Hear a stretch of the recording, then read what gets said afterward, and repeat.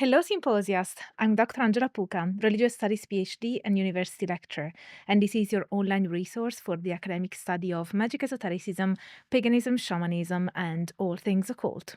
I'm super excited about today's episode because it's on one of my favorite Renaissance magicians and philosophers, who also happens to come from Naples, as many great people in history.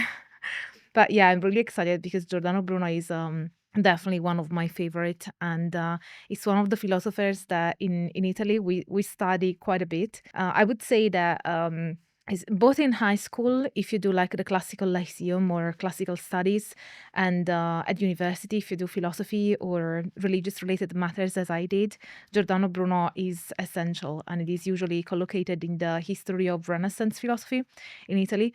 So yeah, I'm just super excited because I adore Giordano Bruno. I mean, he's definitely one of my favorites. So I hope that you will be as excited as I am. And definitely, I have to premise that it's gonna be a long one, a long video. So grab a snack and a drink, and yeah, let's start with this incredible philosopher. To speak of Giordano Bruno and magic is to step quite deliberately into contested terrain. We are not here tracing the footsteps of a proto-scientific rationalist unjustly martyred by ecclesiastical dogma, at least not in any satisfying or critical sense. Nor are we dealing with a medieval necromancer trafficking in demons and incense. Bruno stands at a different intersection altogether. One where metaphysics becomes a theater of imagination, where the soul's ascent is scaffolded by memory palaces, and where philosophical speculation is indistinguishable from magical operation. The danger in reducing him, whether to an icon of enlightenment martyrdom or a charismatic heresiarch, is precisely the erasure of that liminal complexity in which his thinking thrives. The early reception of Bruno, both hagiographic and condemnatory, has too often functioned as a displacement of the uncomfortable fact that his project was deeply magical. Not only in the superficial sense of being invested in Renaissance occultism, but in the more unsettling sense that he pursued a systematic philosophy of transformation, animated by the conviction that the mind, through images and desire, could reconfigure the structure of reality. This is not merely an invocation of nature's hidden sympathies, as we find in Marsilio Ficino's adaptation of Plotinus, nor a gesture toward a celestial metaphysics of ascent. It is rather an explicit metaphysical claim that to know is to bind, to imagine is to act, and that the word itself is susceptible to change through acts of imaginative will. One must, from the outset, take seriously Bruno's self positioning. In De Magia, he refers not to the magician as a trickster or a ceremonial operator, but as a philosopher in the most unrelentingly radical sense. A knower of causes, a reader of signatures, and a manipulator of images, not for illusion, but for transformation. In this light, magic is not ancillary to philosophy, but its most embodied articulation. Maria Karnowska captures this eloquently in her reading of Bruno as one who collapses the dualism between intellect and will, so that magic emerges as the telos of philosophical inquiry, not its aberration, but its culmination. To understand this, we must recalibrate our expectations. Bruno's engagement with magic is neither apologetic nor metaphorical. It is ontological. In De Vinculis in Genere, arguably his most important magical treatise, he writes not as a mystic describing ecstasies, nor as a priest enumerating doctrines, but as an architect of influence. someone who maps the soul's vulnerabilities, delineates the mechanics of attraction, and constructs a typology of enchantment that is rigorously analytical while remaining audaciously operative. There is in the text the logic of a theologian and the cunning of a dramaturge. What Frances Yates perhaps did not fully grasp in her groundbreaking but now necessarily supplemented reading of Bruno was the extent to which his Hermeticism was not an adornment on his cosmology, but a constitutive motor of it. For Bruno, the universe is infinite, not merely as a Copernican speculation, but because it must be, so that divine immanence can saturate all things, so that magical bonds may proliferate endlessly across the stars, and so that no single point of authority, ecclesiastical or otherwise, can monopolize the sacred. The magician, in such a word, is not transgressor so much as navigator, a voyager across the vincular weave of nature. This is why Bruno remains so difficult to assimilate into the canonical narrative of scientific progress. The very methods by which he sought to know the world, imaginative synthesis, analogical reasoning, affective knowledge, stand in opposition to the empiricist paradigm that would come to dominate after him. Couliano, with characteristic clarity, observes that Bruno's erotics of magic are precisely what disqualified him from the modern scientific canon. He took too seriously the power of desire, the ontological weight of image, and the transformative potential of interior vision. His was a universe in which everything participates in everything else, not symbolically but energetically, erotically and magically. I don't know about you guys, but this really gives me goosebumps. I so much love Giordano Bruno. I really hope that, it will come across throughout this episode. And this leads us, not accidentally, to the paradox at the core of Bruno's project, the simultaneous inflation and concentration of human agency. The magician is not a servant of external deities, nor a passive observer of cosmic law. They are, in Bruno's terms, an artifacts, a craftsman of images, of thoughts, of celestial architecture. But unlike the Promethean hero of modern individualism, Bruno's Magus remains deeply embedded in a cosmos already saturated with intention. The word is not brute matter, but ensouled, permeable, and always already watching. To study Bruno's magic, then, is not to chart an esoteric curiosity. It is to encounter a system in which philosophy, ritual, cosmology, and psychology collapse into one another, not as metaphor, but as method. His magic is not a relic of pre modern thinking, it is a speculative matrix in which to reconsider the very conditions of knowing, willing, and imagining. And if it seems strange, even outlandish, to our disciplinary habits, that may say more about the limits of those habits than about the man who dared to map the infinite. And as I try and fail to contain my excitement for this episode, I will have to say that there is one more reason, if not the primary reason, to be excited about this episode.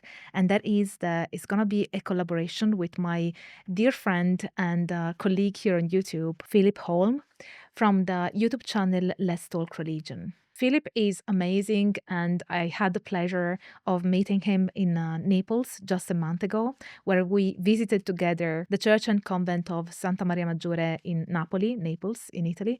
And I found out on that occasion that I studied in the same piazza as Giordano Bruno did during his youth. But unfortunately, given his, let's say, troubled relationship with the Catholic Church, in the convent and the church, you find mentions of Thomas Aquinas, but not of Giordano Bruno, which both Philip and I were really disappointed by. But it was really amazing to trace in the footsteps of Giordano Bruno with my dear friend. And his video is going to be on a more general introduction to the philosophy of Giordano Bruno, whereas my video will focus, as you will see, more specifically on his conception of magic and everything related to magic in Giordano Bruno. But absolutely, totally check out Let's Talk Religion and his video on Giordano Bruno, as well as all the topics in religion and esotericism that he covers. If you love my channel, I'm sure that you love his. And he's really a great scholar of religion and really does his research when he produces his episodes. And I really, really admire him. So please check him out and subscribe to his channel and leave a comment to say hi from me. And to Philip and Ayat, mwah, it was amazing spending time with you guys in Napoli, in my home city. And I look forward to seeing you both again. And before we start again with our super exciting investigation of Giordano Bruno's magic, I have to remind you that this project is brought to you guys by you. So if you have the means and want to support my project of delivering free academic scholarly knowledge on all topics in esotericism, please, please, please consider supporting my work on Patreon, PayPal, Coffee, YouTube memberships. You can super thank me in the comments. Check out my services at drangelapuca.com.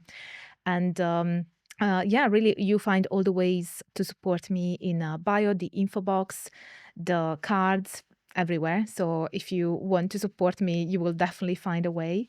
And also don't forget to sign up for my newsletter on my website, drangelapuca.com, so that you are up to date with everything that is going on with me. And you don't have to rely on the capricious social media algorithms. So back to our topic and prepare to be amazed. I have to stop being so excited about Bruno, but I really can't. If Bruno's cosmology provides the vast theater in which magical operation becomes conceivable, then his philosophy of magic furnishes the dramaturgy, the underlying logic, mechanics, and ethical stakes of acting within such a world. The question is not just what magic does, nor even how it works, but why it is philosophically necessary. Bruno's answer to this question unfolds not through systemic exposition. He was too mercurial, too rhetorically pyrotechnic for that, but through a dense, elusive, and often labyrinthine chain of treatises, dialogues, and mnemonic blueprints, each a fragment of a larger visionary architecture. At the center of this architecture is a fundamental claim that reality is structured by vincula. These are not simply metaphors for psychological attachment or physical interaction, but ontological threads woven through the fabric of the cosmos, binding all entities through affinity, sympathy, and resemblance. In the Vinculis in Genere, Bruno's treatise on the bonds of magical attraction, we encounter a theory of causality that refuses both mechanistic determinism and divine fiat. Instead, he offers an erotics of connection, vincula that emerge from the dynamic interplay between desire, imagination, and form. Desire in this system is not a weakness of the soul, but its mode of knowing. Couliano reads Bruno's magical erotics as a deliberate inversion of Augustinian interiority. The soul does not ascend through the annihilation of the senses, but becomes divine through its saturation with images, its willing exposure to the beautiful, the potent, the symbolic. Here, imagination, fantasia, is not a subordinate faculty, it is primary. It shapes the contours of knowledge, the textures of memory, and the conditions for magical efficacy. It is perhaps no accident, then, that Bruno's concept of fantasia bears striking resemblance to the imaginatio vera of the later esoteric tradition. In Bruno, the imagination is not a faculty of fiction, but of precise correspondential alignment. It is capable of perceiving the analogical structure of reality and reproducing it within the psychic microcosm. The mind, by generating images that reflect the hidden resonances of the world, becomes not a mirror of truth, but its active generator. In this sense, the philosopher magus is not discovering pre-existing bonds, he is weaving them, cultivating the conditions under which they become operational. Nowhere is this more apparent than in Bruno's distinction between artificial and natural magic, the exterior trappings familiar to the magician's image in folklore. The latter, however, concerns the manipulation of hidden causes through inward mental acts. For Bruno, natural magic is superior because it mirrors nature's own operations, internal, continuous, and structured by desire. As Karnowska puts it, Bruno's magus does not coerce nature but seduces it, participates in its rhythm through an alignment of intention and image. To cast a spell, in Bruno's terms, is to replicate the way nature already binds. But to do so effectively requires not only knowledge, but will, what he calls virtus. I suppose in English it would be pronounced virtues, in Latin virtus. This will is not brute assertion, but a harmonized force emerging from the coherence of thought, image, and desire. It is a will saturated with philosophical understanding. The act of magic is thus epistemological as much as it is operational. One must know the nature of things in order to enter into their web of affinities. And that knowledge is never abstract. It is always embodied, affective, and imaginal. But what precisely are these bonds, these vincula? In Bruno's system, they range from the physical to the divine. There are sensory bonds based on touch, scent, voice. There are emotional and intellectual bonds generated through admiration, reverence, or awe. There are erotic bonds fueled by beauty and longing. And crucially, there are divine bonds, those that tie the soul to its cosmic source through contemplation and ecstatic vision. The magician, then, is a master of the entire spectrum of linkage, capable of manipulating each modality to achieve concord with the greater order of being. Yet, this is not merely a theoretical construct. In his Spaccio della Bestia Trionfante and the Heroic Frenzies, Bruno explores the ethical valence of these bonds.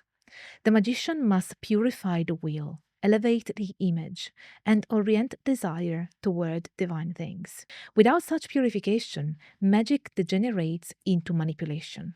This marks a key distinction between the vulgar sorcerer and the philosopher magus. The former seeks power, the latter seeks participation. Or perhaps more precisely, the true magus seeks to become a conduit for the virtues or virtus that already animates the cosmos. This participatory ontology is in many ways what renders Bruno's magic scandalous, not merely to the Inquisition, but to modern philosophical sensibilities. It resists the subject-object divide. It undermines the notion of a detached, observing intellect. And it insists that the knower is always already implicated in what is known. The cognition itself is an act of bonding. Walker notes this with some ambivalence, recognizing in Bruno's work both the highest aspirations of spiritual magic and the dangerous slide into self-deification. For Bruno, however, the risk is precisely what grants magic its urgency. To act magically is to take responsibility for one's position in the cosmos, to acknowledge that every thought, image, and desire is a link to the great chain of being. Bruno's philosophical magic, then, is not reducible to technique. It is a mode of being in the world, visionary, affective, dynamic. It collapses the sterile categories of metaphysics, epistemology, and ethics into a living, breathing practice. And it insists, with disarming clarity, that to think well is to will well, that the life of the mind is always already a magical act. Bruno's cosmology is not a neutral scaffold for his metaphysics. It is the very flesh of his magical vision. To understand his magic, one cannot remain within the classical tripartition of cosmology, theology, and the natural philosophy. For Bruno, these are not separate domains, but reciprocally implicated modalities of expression. Cosmology is ontology writ large, And ontology for Bruno is always magical. When Bruno proclaims the universe to be infinite, he's not merely positing an astronomical thesis in the Copernican spirit. He's making a metaphysical assertion that the divine is not merely beyond the world, but immanent within it. Distributed across infinite centers, each word a mirror of the whole.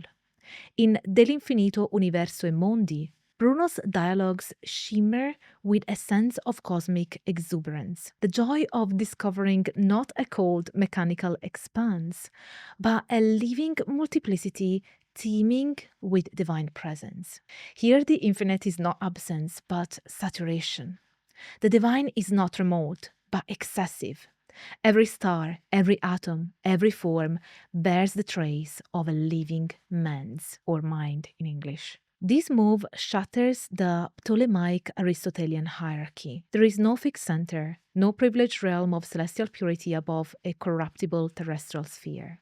Instead, Bruno unfolds a vision in which every point in the universe is a potential focus of divine activity. As DeLeón-Jones points out, this was not merely heretical by the standards of 16th century Catholic cosmology, it was radically destabilizing to the entire vertical model of knowledge, power, and salvation. In Bruno's cosmos, no authority can claim epistemological monopoly, because truth radiates everywhere. From this, it follows that magic, the art of operating in and through the universe's hidden sympathies, is no longer an exceptional act, but a participation in the natural structure of being. In a world pervaded by Anima Mundi, every element is animated, responsive, and bound into a matrix of subtle correspondences. As Frances Yates so powerfully argued, Bruno's Hermeticism, though stripped of Ficino's Christian caution, retains the Neoplatonic conviction that the soul of the word is the medium of magical action. The difference is that Bruno universalizes it. The soul of the word is not tethered to a central sphere. It diffuses endlessly across space. The magician thus finds themselves not on the periphery of an ordered cosmos, but embedded in a boundless field of potential resonance. But this resonance is not arbitrary. Bruno's universe is not chaotic. It is structured by natura naturans, a self-generating, self-ordering principle that manifests in divine variety. Bruno's term for this generative power is mens insita omnibus, mind embedded in all things.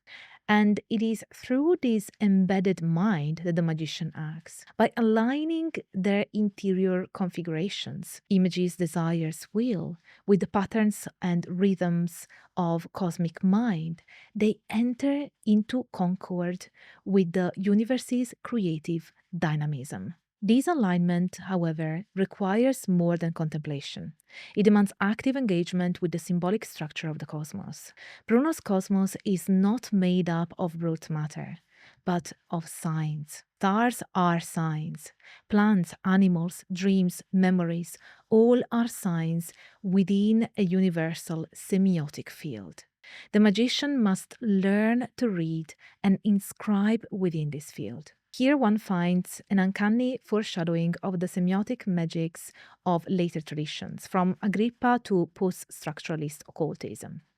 But Bruno goes further. The signs are not just representations, they are active. To know them is to activate them. The image does not stand for the thing, it is the thing in its imaginal register. Hence, the centrality of images in Bruno's cosmology. As Mertens show with remarkable clarity, Bruno's cosmological imagination is inseparable from his mnemonic practice. The infinite universe becomes not only a theological truth, but a structure for magical cognition.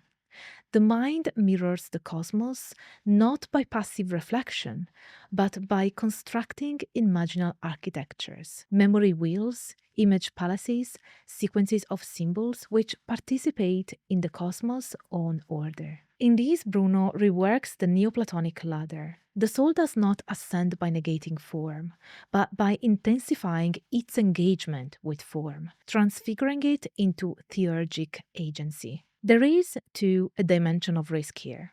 A cosmos without center is a cosmos without safeguard. The magician navigates a universe in which there is no sovereign logos to guarantee stability. Instead, they must rely on their own capacity to perceive similitudines, to forge meaningful bonds in a notion of potential signs.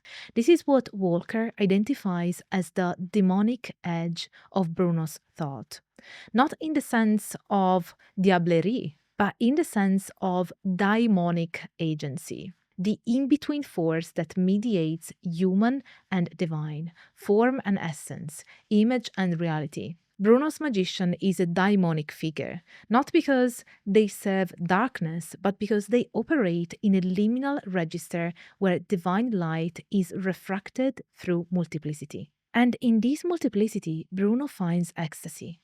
The ecstatic is not a state of divine possession, but a mode of philosophical seeing. It is the moment in which the magician recognizes the infinite permutations of being and rejoices in their own capacity to navigate them. The ritual act, in its cosmology, is not reducible to a fixed set of gestures, but becomes a sustained performance of cosmic participation. Magic is not a craft of control, but a dance with an endlessly unfolding word. It is here, perhaps, that we glimpse most clearly the reason Bruno's cosmology cannot be severed from his magic. The universe he imagines demands a magical response. To live within such a world is to engage in continual acts of interpretation, of resonance, of imaginative synthesis. Magic is the grammar of that engagement, the mode of literacy appropriate to an infinite, ensouled, and speaking cosmos. If Bruno's cosmology provides the scaffolding for magical ontology, then his theory of memory constitutes its most intimate interior architecture.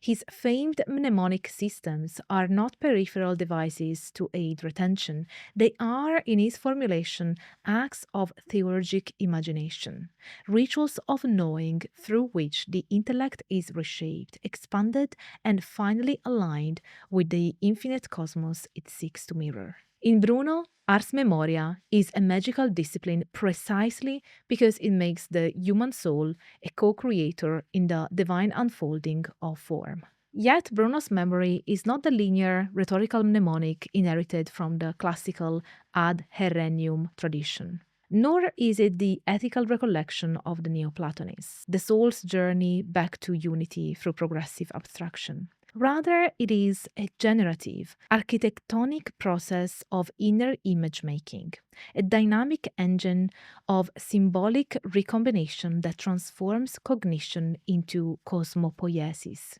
As Manuel Mertens has argued, Bruno's memory systems do not merely store information, they operate as magical diagrams, charged with the capacity to alter perception, affect, and reality itself. This is why Bruno insists on the construction of theaters of memory. Vast imaginal spaces populated with planetary spirits, mythological figures, magical correspondences, and geometric configurations. These are not decorative or symbolic, they are operational. The memory theater becomes a liminal zone, a ritual chamber within the psyche where the macrocosm is reproduced in microcosmic form. The act of memory in this register becomes nothing less than a magical rite, a repeated traversal of sacred interior space in which image, intention, and divine mind are braided together. Consider, for instance, the treatise on the composition of images, signs, and ideas, in which Bruno outlines a system that fuses Lallian combinatorics with astrological and mythological imagery. Goal is not to arrive at an encyclopedic taxonomy of knowledge, but to train the soul in symbolic correspondence, to render it capable of perceiving the infinite analogies that constitute the structure of being. In doing so, Bruno effectively dissolves the barrier between cognition and ritual. The image is not a mere mnemonic placeholder, but a vinculum, a magical bond linking the interior theater of the soul with the pulsating intelligibility of the cosmos. In this sense, memory for Bruno becomes a sacramental activity. It is through the ritual manipulation of images, placed not arbitrarily but according to complex astrological, philosophical, and magical correspondences, that the mind comes to inhabit a divine perspective. As Mertens observes, Bruno's goal is not to recall information, but to transform the intellect into a space where divinity can be contemplated and from which it can be acted upon.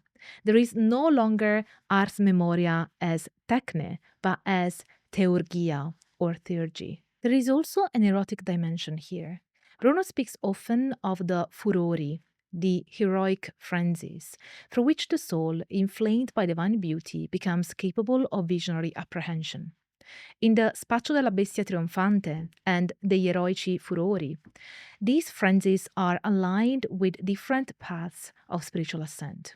But unlike the ascetic mystic who shuns the image as a veil, Bruno's visionary is inflamed by images, made fertile through them. Memory is not the detachment from form, but its saturation. As Couliano notes, Bruno's model of knowledge is inseparable from desire. The image must seduce in order to transform. The mind must be pierced by form in order to ascend through it. Such an approach stands in stark contrast to the Cartesian and Baconian models of mind that would emerge in the century following Bruno's death. In place of abstraction and clarity, Bruno offers density and multiplicity. Where modernity demands the excision of the imaginal as irrational, Bruno enthrones it as the medium through which truth discloses itself. There is a kind of sacred excess at play here, a refusal of reductive epistemology in favor of a kaleidoscopic engagement with the divine in all of its metamorphic guises. Of course, this makes Bruno a profoundly difficult figure to assimilate into neat intellectual genealogies. Is his memory system a form of Hermetic theurgy? A proto-psychological model of archetypal cognition, a poetic performance of philosophical rebellion? The answer, characteristically, is all of these and none. What remains clear is that for Bruno, the ritual of remembering is also the ritual of becoming. The soul, through its imaginative architecture, is gradually made capable of reflecting and participating in the divine order. In this, the magician becomes not only a reader of the word, but its creative analog. The act of image construction, when done ritually, deliberately, with philosophical intent, becomes a form of sacred making. And it is here, in these imaginal poiesis, that we find the ritual core of Bruno's magic. Not in the crude deployment of talismans and incantations, but in the sustained cultivation of an inner cosmos whose every image is a doorway to the infinite. To speak of practice in Bruno is to walk a tightrope between silence and overstatement. His writings do not offer rituals in the sense that grimoires do. No incantations, no formal circles of protection, no material operations rendered in procedural clarity. Yet his work is saturated with praxis, not only in the sense of repeated techniques, but as metaphysical discipline. A lived commitment to transformation through the imaginal, the erotic, the intellectual. The absence of prescriptive formulae is not evidence of abstraction, but a symptom of the magnitude of his ambition. Bruno's magic is not a system, but a mode of being, a perpetual enactment of ontological participation. And that participation is theurgical, not in the strictly Jamblichian sense of liturgical ritual, but in the deeper spirit of an ascent mediated through symbols, images, and daimonic intelligences. In De Magia and Thesis De Magia, Bruno aligns magical practice with natural philosophy, poetics, and theology, situating the magician as one who, through gnosis and will, mediates between the mundane and the divine.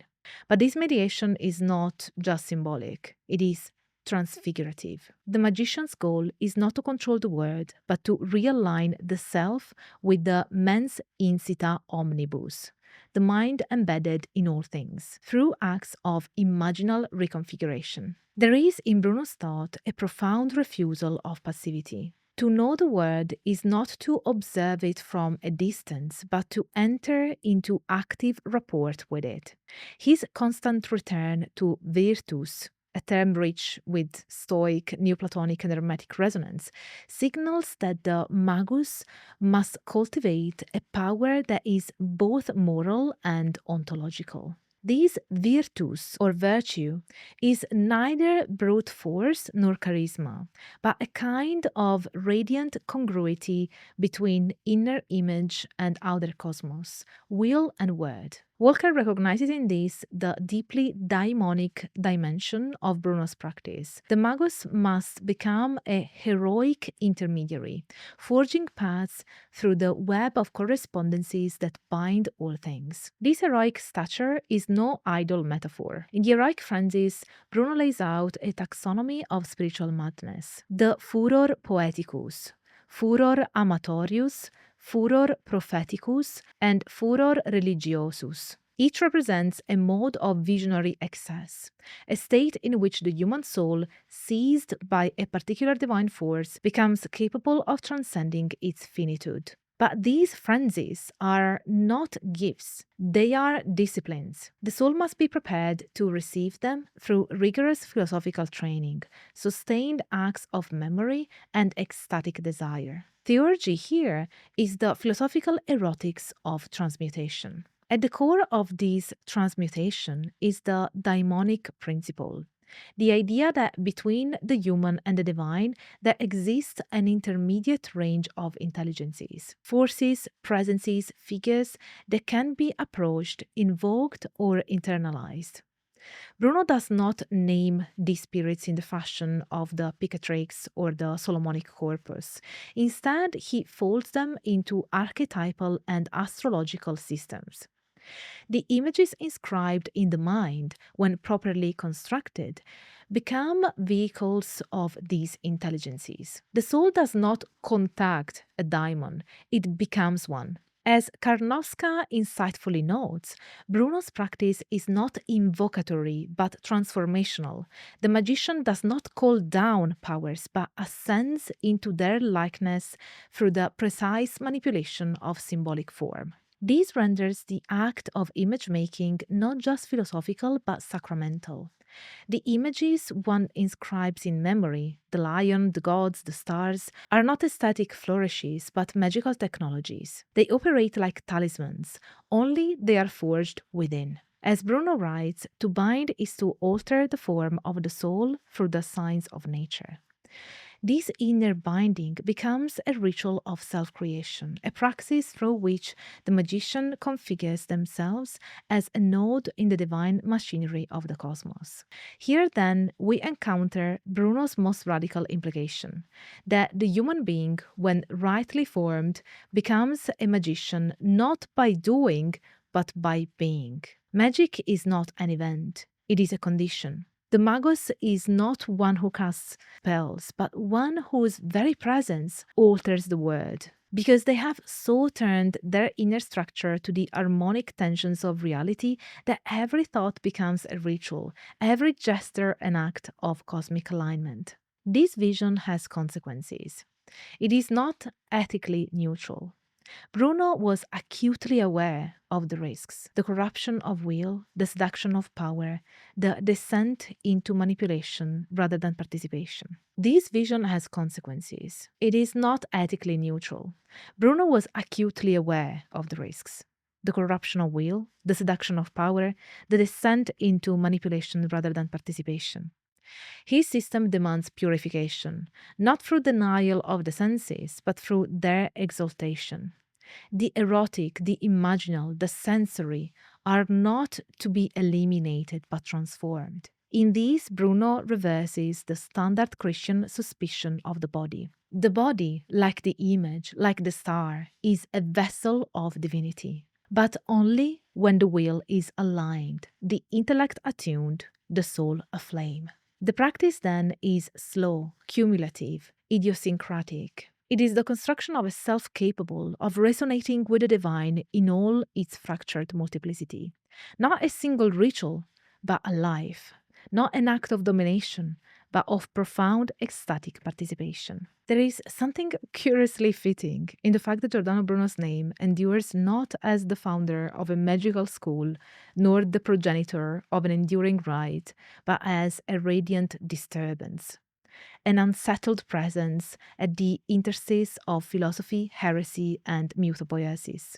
If Ficino cloaked the Hermetic corpus in Platonic robes and Pico della Mirandola integrated Kabbalah into the Christian schema, Bruno does something far more perilous. He dissolves the center itself. Not merely the theological center, though certainly that, not merely the cosmographic, but the epistemic, the magical, the ethical. What follows from Bruno is not a tradition, but a question. What becomes of the magician when the cosmos no longer obeys the logic of subordination? That question haunted early modern Europe, not only in the Inquisition's chambers, but in the uneasy admiration of esoteric successors. Bruno's execution in 1600, naked, tongue-bound, burned alive, was not only the suppression of a man, but the public silencing of a mode of thought that refused to be tamed by orthodoxy. Frances Yates famously rehabilitated Bruno as the martyred torchbearer of Hermetic science, though later scholars have rightly questioned this heroic narrative. And yet, something about Bruno's death clings to the aura of ritual, a sacrificial violence enacted upon a body that dared to become too resonant, too saturated with divine ambiguity. Theologically, Bruno's crime was neither atheism nor idolatry, but ambivalence. His God was not the personal God of the Catechism, but a generative infinity that flowed through words, through stars, through minds. His Christ was not a unique historical mediator, but one of many figural revelations. He claimed no priesthood, no apostolic lineage, only the unrelenting discipline of the philosophic life transfigured into magical art. For a church intent on managing metaphysical boundaries, such a figure could only be read as demonic. And yet, Bruno's daimon is no evil. It is the force of mediation itself, that which unsettles and transforms without resolution. It is this daimonic quality that renders Bruno so persistently modern. Not in the sense of empirical clarity or rational detachment, he offers neither, but in his refusal of stable identities, his defiant pluralism. As Karen Sylvia DeLeón-Jones suggests, Bruno's engagement with Kabbalah was neither synthetic nor systematic. He engages with the Kabbalists to not integrate Judaism into a Christian framework, but to explode the very notion of fixed revelation. Just as he expands the cosmos into infinity, so too he expands the symbolic matrix of magic into a kind of anarchic abundance, where Abrahamic, classical, hermetic, and poetic figures jostle in the same imaginal field without resolution. This syncretic excess is not accidental. It is a conscious resistance to the imposition of limits. For Bruno, boundaries between philosophies, between religions, between planes of being are fictions sustained by fear. His magic is not the crafting of a system, but the refusal to allow one's spirit to be domesticated. That is why, as Ioan Couliano notes, Bruno appears as a singularity in the history of esotericism. He has disciples, but no true followers. His rituals cannot be reproduced because they were always situated, always invented anew, within the memory palace of his singular mind. Yet, this does not mean Bruno was merely idiosyncratic. Rather, he embodies a modality of the magical that is not institutional but existential. The posthumous magus, as we might call him, does not create a school, but a practice of questioning, a style of thought that is rigorous, imaginal, and defiant. His is a theurgy of disruption, a sacred refusal. That's why I love him. Even in contemporary occultism, Bruno remains more sighted than engaged. He hovers, evoked in chaos magic's fascination with personal systems, in hermetic revivalism, in mnemonic experimentation, but rarely imitated. The difficulty lies in the fact that to follow Bruno is to abandon the comfort of following. His system, if it can be called one, demands not adherence but reinvention. One must make one's own images, construct one's own rituals, forge one's own cosmology. In a world still governed by the fantasy of fixed truths, this is a radical, even heretical demand. But perhaps this is the enduring ritual that Bruno performs, not in the temples of any established esoteric order, but in the mind of each reader who dares to take him seriously. His legacy is not in doctrine, but in provocation, not in a canon, but in a call to think the infinite, to risk the imaginal, and to enact magic as an unending labor of becoming. This is it for today's video. Don't forget to check out Philip's video. It's the companion video and will give you a broader overview of Giordano Bruno's philosophy. And leave a comment on his video saying hi on my behalf. Also, these are my references. And thank you to Andrew Reitenmeyer for being my research assistant, as always. So thank you for sticking up until this point. If you stayed up to here, I'm so proud of you. You're so committed to your learning. I'm really proud. That's fantastic. And also, leave me a fire emoji in the comments, because the fire that burned Bruno hasn't really burned his thought. We keep it alive, and I just thought that would be a nice way to celebrate him. As you can tell, I really adore his philosophy, and especially his philosophy of magic. That was really the focus of this video. And if you like this episode and like my project and you can afford it, I would really appreciate it if you consider supporting my work with donations on PayPal, joining my fantastic Patreon community. We have monthly lectures, a book club, a Discord server. You can get one-to-one conversations with me, even private lectures, really depending on your chosen tier. So please consider joining my community. I'm sure that you're gonna love it because my patrons are fantastic and I'm really proud of my community. Also, you can super thank me in the comments and check out my services at drangelapuca.com. Also, check out my online courses if you want to have a deeper, academically grounded understanding of all things in aestheticism. Thank you so much for considering. It's thanks to you that this project stays alive and free for all.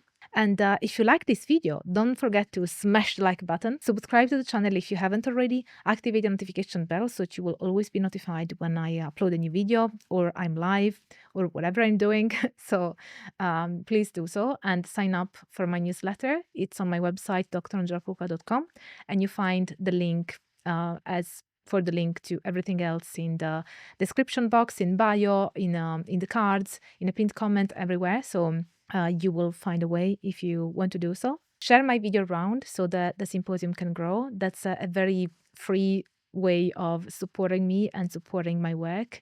And leave me a comment because I really want to know what you thought about this video. And what was your knowledge on Giordano Bruno? I sometimes find that there isn't as much in the English-speaking world when it comes to Giordano Bruno, whereas he's really studied a lot in Italy. So you find a lot of Italian sources and, of course, the Latin sources.